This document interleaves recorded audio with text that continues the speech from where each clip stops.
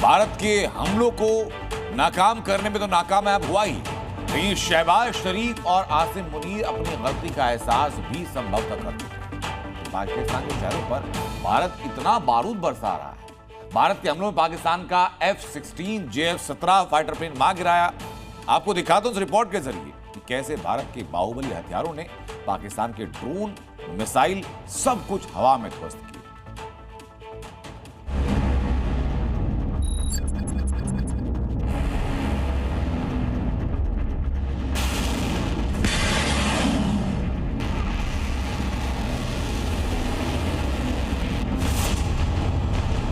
भारत के बाहुबली से पाक में खलबली।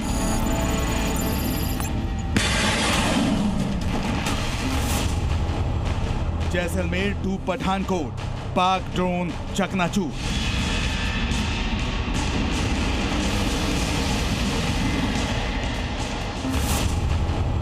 S-400 और आकाश का कमाल, पाक मिसाइल गिरी धड़ाम। ऑपरेशन सिंदूर से तिलमिलाए पाकिस्तान ने कल रात हिमाकत करने की कोशिश की, लेकिन उसका अंजाम क्या हुआ ये पूरी दुनिया ने देखा। पाकिस्तान की तरफ से मिसाइल अटैक की कोशिश की गई, लेकिन उसका सामना हुआ भारत के सुदर्शन चक्र से, जिसके बाद उसे मुंह की खानी पड़ी। पाकिस्तान के ड्रोन और मिसाइल टारगेट तक पहुंचना तो दूर, हवा में ही फुर कर दिए गए। और उसके बाद भारत के जवाबी हमले से वो समझ गया कि जंग में उसका क्या हाल होने वाला है। पाकिस्तान को कल रात भारत ने अपने हथियारों का एक बार फिर से ट्रेलर ही दिखाया है, और अगर भारत पिक्चर दिखाने पर आ गया तो पाकिस्तान को नक्शे पर भी बचाने वाला कोई नहीं मिलेगा।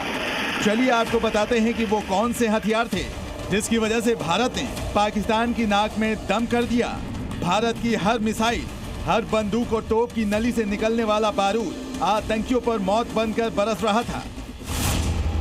S-400 Akash missile, L-70 gun, ZU-23mm gun, Shilka system, UAS equipment का इस्तेमाल कर पाकिस्तान को दहला दिया, और इसकी आवाज न सिर्फ पाकिस्तान बल्कि पूरी दुनिया में सुनाई दी और संदेश भी दिया गया, गलती करोगे तो सजा जरूर मिलेगी।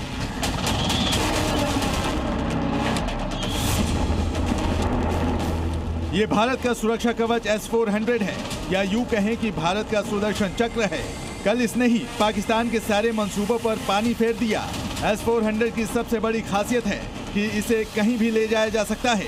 इसका रडार करीब 600 किलोमीटर की दूरी से ही मल्टीपल टारगेट्स को डिटेक्ट कर सकता है। ऑर्डर मिलने के 5 से 10 मिनट में ही यह ऑपरेशन के लिए रेडी हो जाता है। एक साथ 160 ऑब्जेक्ट्स को ट्रैक किया जा सकता है, और इसकी मारक क्षमता 400 किलोमीटर होती है। जब S-400 पाकिस्तान पर काल बनकर टूट रहा था, तो भला भारत का आकाश कैसे चुप रहता। आकाश भी एयर डिफेंस मिसाइल है, स्वदेशी डिफेंस सिस्टम है। 25 किलोमीटर तक टारगेट को मार सकती है, 18 किलोमीटर की ऊंचाई तक उड़ने में सक्षम, एक साथ 4 टारगेट पर हमले की क्षमता, पूरी तरह ऑटोमेटिक सिस्टम है। इसे मोबिलाइज करना भी आसान है। अब बात L-70 गन की। 40 mm एंटी एयरक्राफ्ट गन है। विमान ड्रोन को निशाना बनाने के लिए डिजाइन किया गया है। इसकी रेंज 4 किलोमीटर तक है। 300 राउंड पर मिनट तक फायर कर सकती है। ड्रोन और लो फ्लाइंग टारगेट के लिए आधुनिक सेंसर से लैस है। कल भारत ने पाकिस्तान के हमले को तबाह करने के लिए ZU-23mm गन का इस्तेमाल किया। ये एक एंटी एयरक्राफ्ट गन सिस्टम है। 4000 राउंड प्रति मिनट तक फायर करने में सक्षम है। Electro optical fire control system से लैस है। कम ऊंचाई वाले ड्रोन, हेलीकॉप्टर को टारगेट कर सकता है। अब आपको बताते हैं कि कैसे शिल्का ने पाकिस्तान की तरफ से आने वाले ड्रोन और मिसाइल को हवा में ही मार गिराया। शिल्का एंटी एयरक्राफ्ट सिस्टम, इसमें 23 mm कैलिबर की गन होती है। एक गन में 4 बैरल होते हैं। ये गन 2.5 किलोमीटर तक मार कर सकती है। इसका वजन 20 टन तक होता है। ये 3400 से 4000 राउंड प्रति मिनट तक फायर कर सकती है, और हर बैरल 800 से 1000 राउंड कर सकती है। और ये व्हीकल 50 किलोमीटर की रफ्तार से चल सकता है। भारत ने इसके साथ ही UAS इक्विपमेंट का भी इस्तेमाल किया, जिससे आसमान से आने वाले किसी भी फ्लाइंग ऑब्जेक्ट को आइडेंटिफाई कर उसे गिरा दिया जाता है।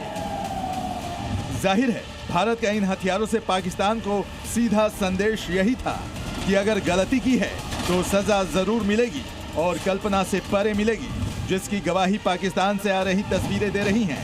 ब्यूरो रिपोर्ट, जी मीडिया। जी न्यूज़।